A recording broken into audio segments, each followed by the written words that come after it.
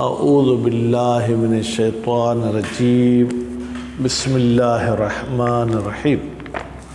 ہماری گفتگو علم صرف میں اور جو کتاب پڑھ رہے ہیں اس کتاب کا نام جو ہے صرف سادہ۔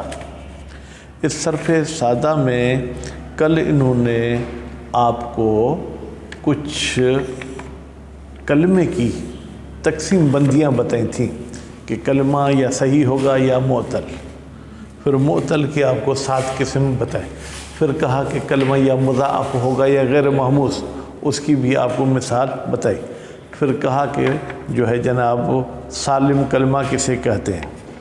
آج تبصرے کرتے ہیں۔ تبصرے کا مطلب یہ ہوتا ہے کہ ایک بات کہی تو گئی ہے لیکن اس کے بعض پہلو چھپے ہوئے ہوتے ہیں، ان چھپے ہوئے پہلوؤں کو کھولنا۔ مثلا میں کہتا ہوں کہ آج ایک طالب علم آیا تھا اور وہ کچھ شکوہ شکایت کر رہا تھا، یہ ہو گئی موٹی بات۔ ٹھیک، اب ہم آپس میں بیٹھ کے تبصرہ کریں گے۔ اب بادشاہ آپ بتاؤ کس چیز پہ وہ جو ہے شکوہ شکایت کر رہا ہوگا؟ تو یہ کہیں گے مثلا وہ جو ہے نا رات کو آرام کے حوالے سے بات کر رہا ہوگا۔ غلام رضا صاحب آپ بتائیں، آپ نے کہا کہ وہ مچھر زیادہ ہیں، شاید مچھروں کی وجہ سے وہ ایسی بات کر رہا۔ پھر میں کہتا نہیں بھائی ایسا نہیں ہے، میرا اندازہ یہ ہے کہ اس کو مطالعہ مباحثے کا صحیح طریقے سے ٹائم نہیں ملتا، تو اس چیز کو کیا کہتے ہیں؟ تبصرہ کہتے ہیں۔ اب کل جو انہوں نے تقسیم بندیاں بتائی تھیں، کہتے ہیں کہ یہ تقسیم بندیاں مخصوص ہیں ثلاثی کے ساتھ، مضاف و غیر مضاف ہونا، محمود غیر محمود ہونا، یہ مخصوص ہے اس کے ساتھ۔ یہ رباعی میں نہیں چلتی، خماسی میں نہیں چلتی۔ اگر ہمیں کوئی رباعی یا خماسی میں لفظ نظر آئے جس میں 2 حرف ایک جیسے ہوں تو پھر ہم اس کو تو مضاعف کہیں گے۔ کہتے نہیں، اگر اس کلمے پر آپ غور و فکر کریں گے تو وہ ثلاثی مزید کا ہوگا، رباعی کا نہیں ہوگا۔ ٹھیک ہے، اس کے بعد پھر دوسری بات اور جو دوسرا تبصرہ ہے، کہتے ہیں کہ کیا ایک ہی کلمہ صحیح بھی ہو اور مضاعف بھی ہو، ایسے ہو سکتا ہے؟ ایک ہی کلمہ صحیح بھی ہو محمود بھی ہو، ایسے ہو سکتا ہے یا نہیں ہو سکتا؟ جی اچھا، صحیح کسے کہتے ہیں بیٹا؟ جس میں حرف علت نہ ہو، جس میں حرف محمود کسے کہتے ہیں؟ حمزہ۔ اچھا، اب آپ کہتے ہیں امر، امر، یہ محمود ہے یا نہیں ہے؟ اور صحیح ہے یا نہیں ہے؟ تو پھر آپ نے کیسے کہا کہ دونوں نہیں ہو سکتا؟ صحیح بھی ہے محمود بھی ہے۔ اچھا، مد، اگر ہم ادغام نہ کریں تو یہ ہوگا مدد، یہ صحیح ہے یا نہیں ہے؟ مضاعف بھی ہے یا نہیں ہے؟ مضاعف ہے۔ تو پھر بیٹا آپ نے کیسے کہہ دیا؟ کہتے ہیں ایک ہی کلمے میں 2 3 پہلو ہو سکتے ہیں۔ مثلا آپ سید ہیں، طالب علم بھی ہیں، سندھی بھی ہیں، پاکستانی بھی ہیں، ایک ہی بندہ ہے، اس میں 3 4 چیزیں لاگو ہو سکتی ہیں۔ تو اس طریقے سے جو ہے کیا ہے جناب کلمے میں بھی ایسے ہو سکتا ہے۔ چلیں، یہ بات بھی دوسرا تبصرہ ختم۔ تیسرا تبصرہ کہتے ہیں جو یہ حروف علت ہیں ان کے کچھ اور نام بھی ہیں۔ کہتے ہیں جی ہاں، ان کے 2 اور نام ہیں، حرف لین اور حرف مد۔ کیا؟ حرف لین اور حرف مد۔ اچھا، حرف لین کب کہتے ہیں؟ کہتے ہیں جب حرف علت ساکن ہو تو اس کو حرف لین کہتے ہیں۔ جب حرف علت کیا ہو؟ ساکن ہو تو اس کو حرف لین کہتے ہیں۔ جیسے قال یقول کا مصدر کیا ہوگا؟ قول۔ قاف متحرک ہے، لام بھی متحرک ہے، لیکن واو متحرک نہیں ہے، تو ہم اس واو کو کیا کہیں گے؟ لین کہیں گے۔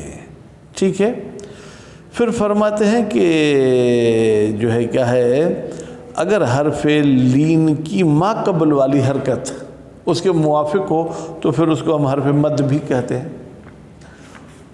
واو کے ما قبل ضمہ ہو تو ہم کہیں گے یہ واو کی حرکت مناسب ہے واو کے ساتھ، یا کے ماقبل کیا ہو؟ کسرہ ہو، الف کے ماقبل کیا ہو؟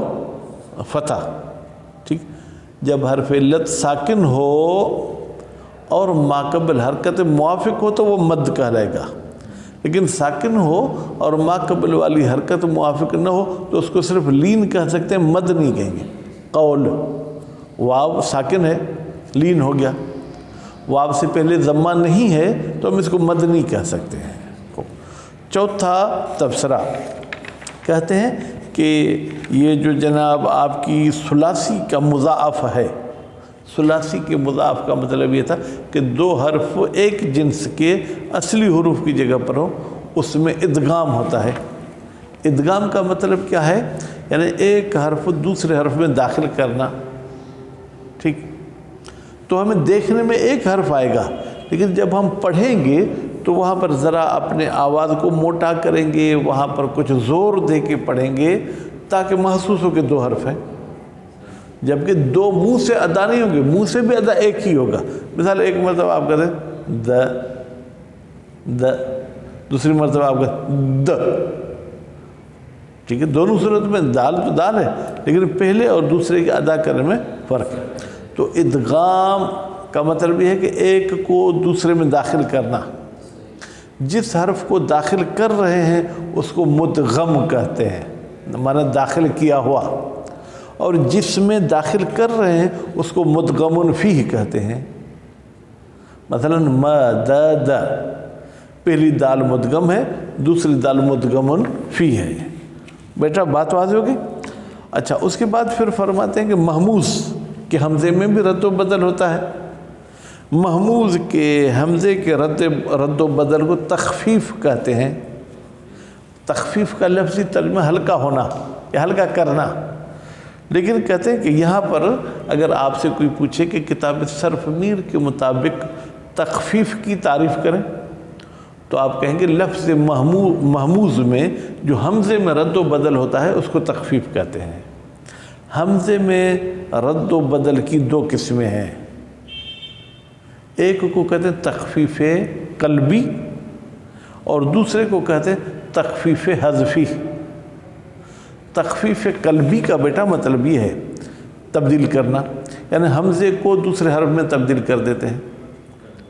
مثلا ایک لفظ آپ نے بہت سنا ہے، اے ایمان والو، یہ ایمان میں یا حرف علت نہیں ہے بیٹا، آپ اس کو معطل نہیں کہنا۔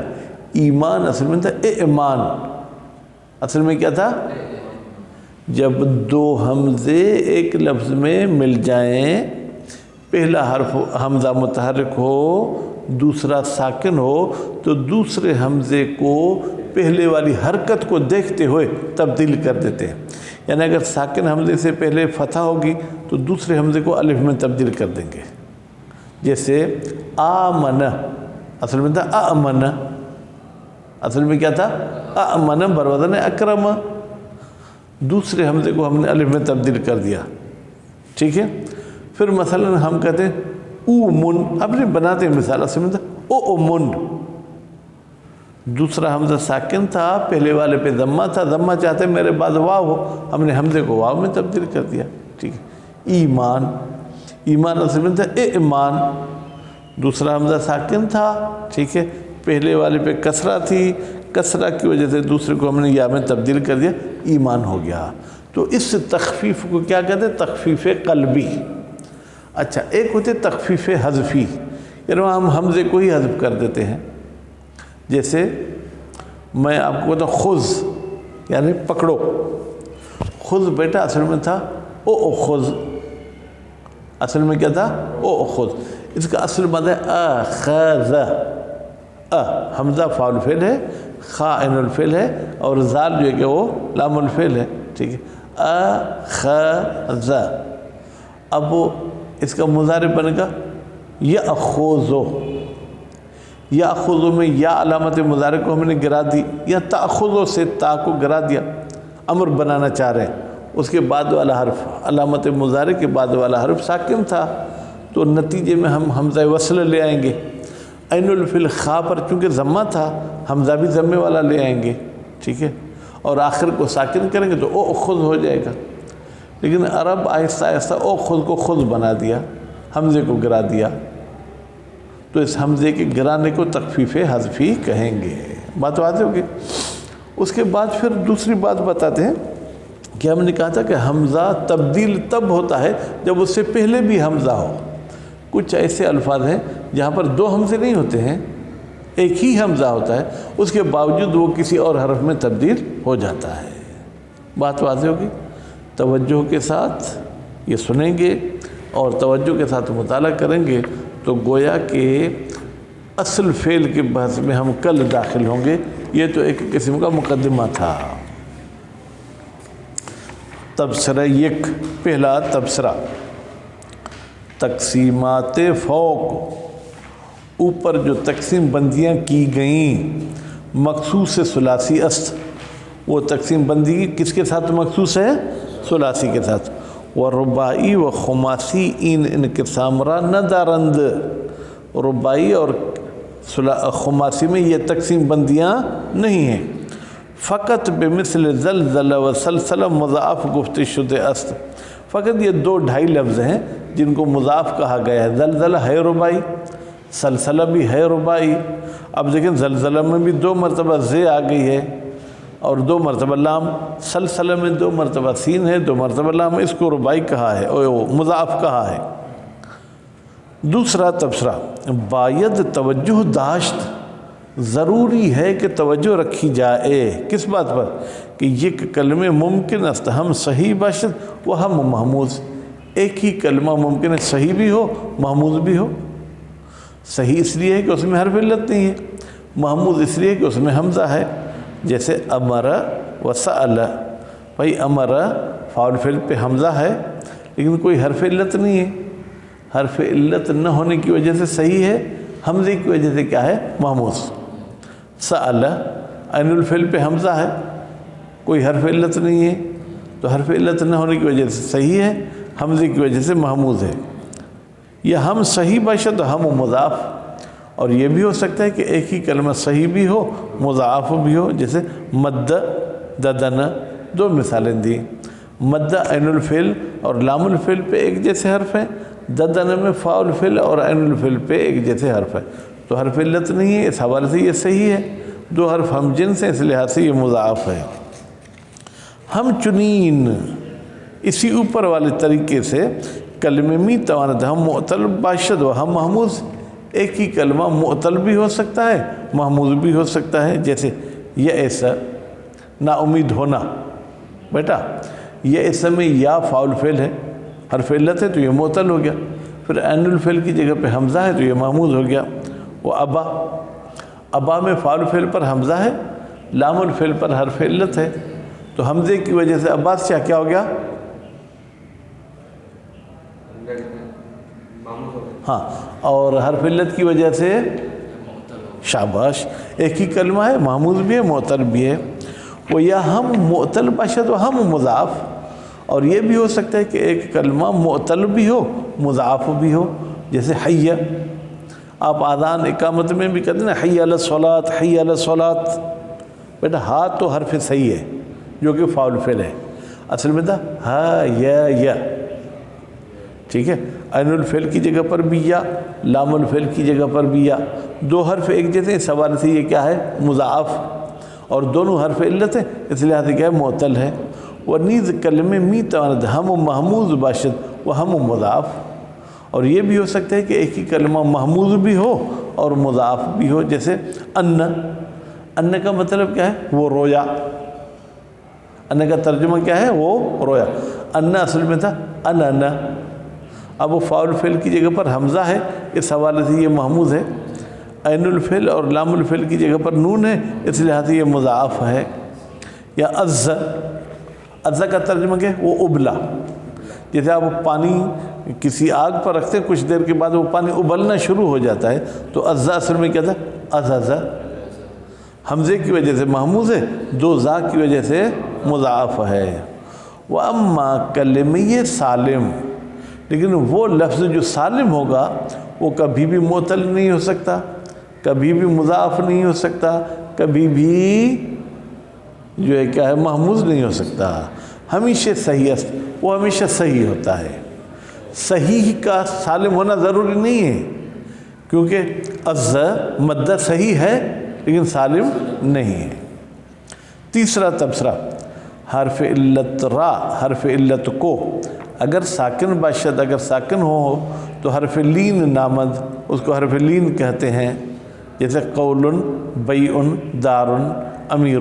بیٹا یہ 3-4 مثالیں دے دیں۔ قول یہ اجوف واوی کی مثال، بیع یہ اجوف یائی کی مثال، اور دار بظاہر الف ہے عین کی جگہ پر، ٹھیک ہے۔ اب یہاں پر دیکھیں، قول میں واو ساکن ہے، بیع میں یا ساکن ہے، دار میں تو الف ویسے ہی ساکن ہوتا ہے، امیر میں جو کیا ہے بیٹا یا ساکن ہے، ٹھیک۔ وہ حرف لین را، اور حرف لین کو اگر حرکت ما قبلش بآن مناسب باشد، اگر اس سے پہلے والی حرکت حرف علت کے ساتھ مناسب ہو، حرف مد نیز می نامد، اس کو حرف مد بھی کہتے ہیں، یعنی حرف لین بھی کہتے ہیں اور حرف مد بھی کہتے ہیں۔ جیسے دارن، الف کے ماقبل بیٹا کیا ہونا چاہیے؟ فتح، تو فتح موجود ہے۔ امیر میں یا کے ماقبل کیا ہے؟ کسرہ، تو وہ کسرہ بھی مناسب ہے، ٹھیک۔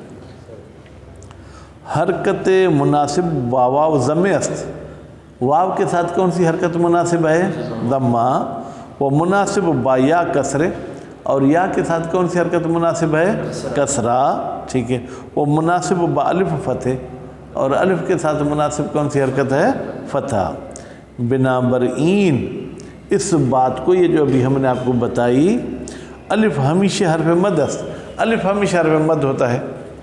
واو کے ماقبل ممکن ہے ضمہ نہ ہو، جیسے قول، یا کے ماقبل بھی ضرور نہیں ہے کہ کسرہ ہو، جیسے بے، لیکن الف کے ماقبل ہمیشہ فتح ہوتی ہے۔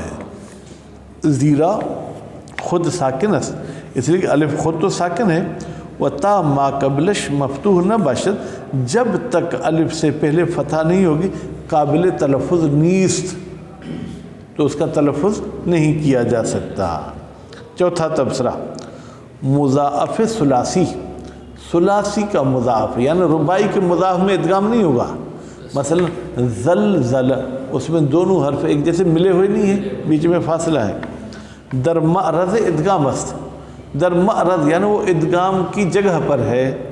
وہ ادغام این است کے، اور ادغام یہ ہے کہ دو حرف پہلو یہ ہم را، دو حرف جو ایک دوسرے کے سائیڈ میں ہوں، ایک دوسرے کے اڑوس پڑوس میں ہوں، از یک مخرج ادا کنیم، ہم ان کے لیے الگ الگ مخرج استعمال نہیں کریں گے بلکہ ایک ہی مخرج کے ساتھ ادا کریں گے، یعنی ایک ہی ادائیگی میں دونوں ادا ہو جائیں گے۔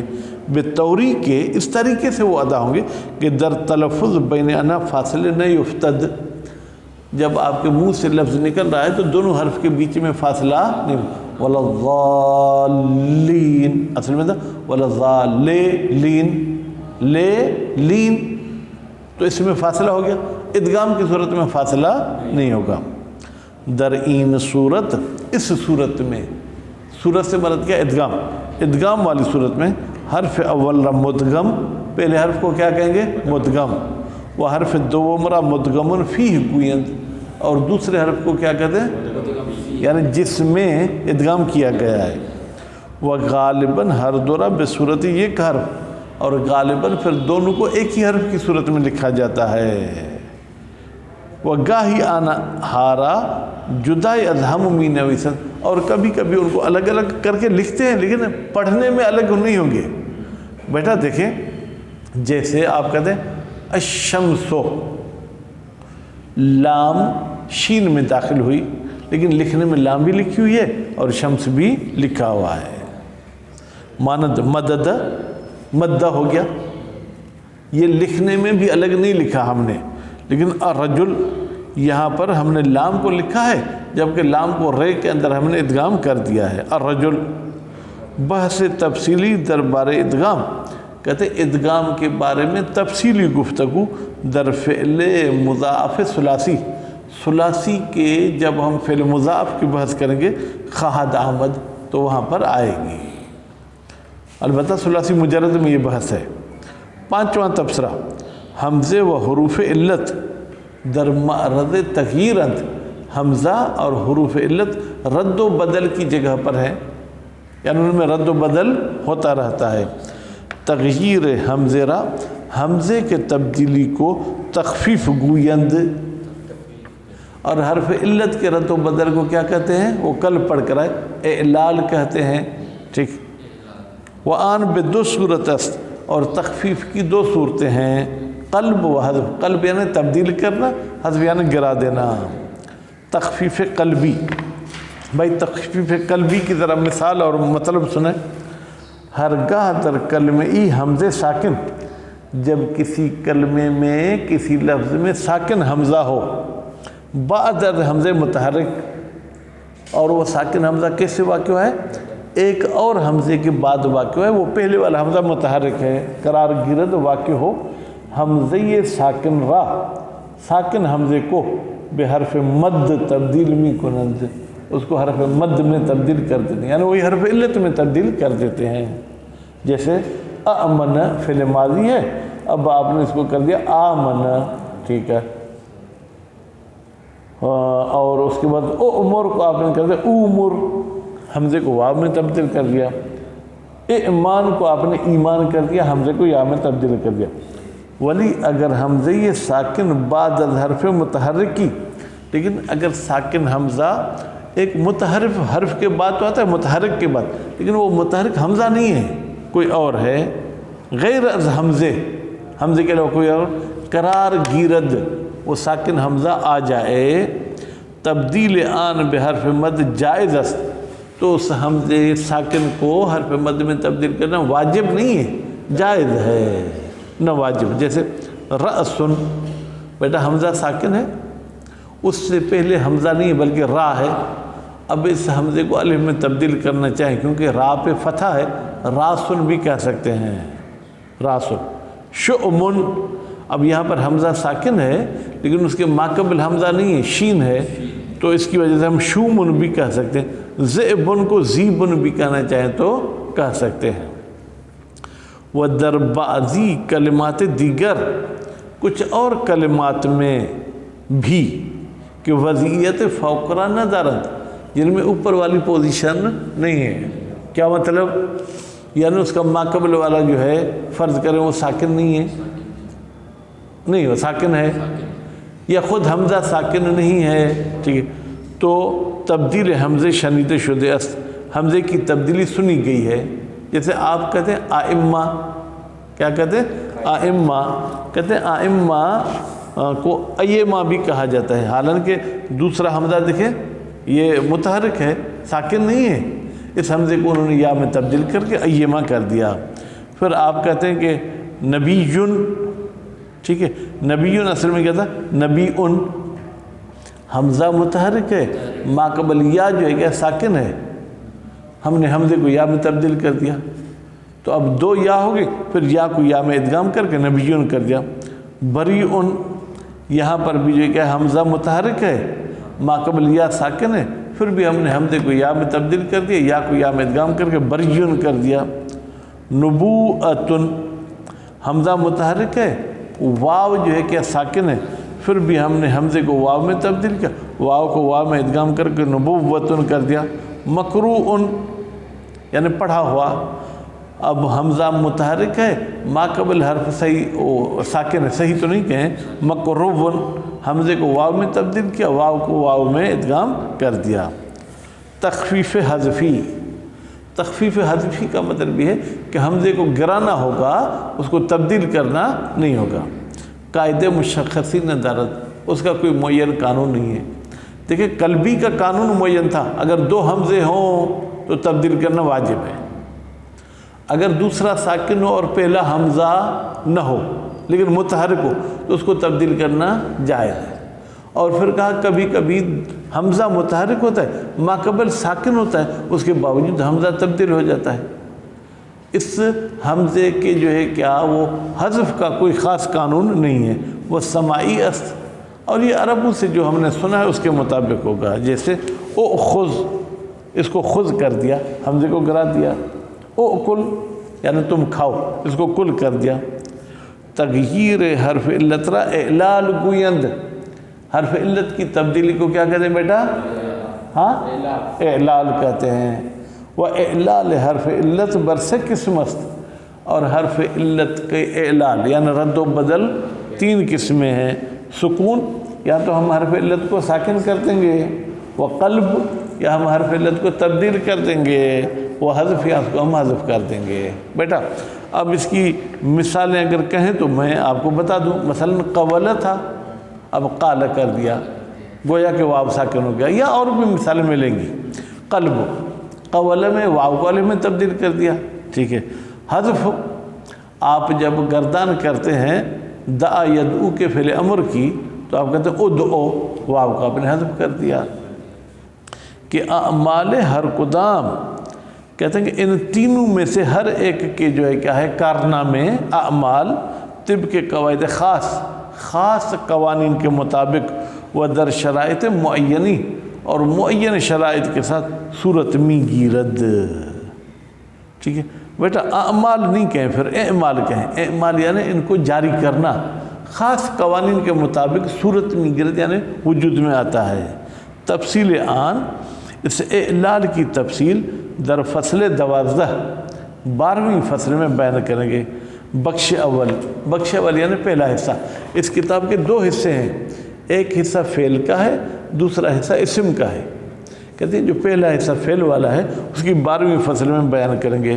وہ مقدمے بخش دوم، اور اگر اسم کی بحث بھی آپ پڑھیں گے تو اس کا ایک مقدمہ ہے، اس مقدمے میں خواہد آمد ان جناب اعلال کی مزید بحث آئے گی۔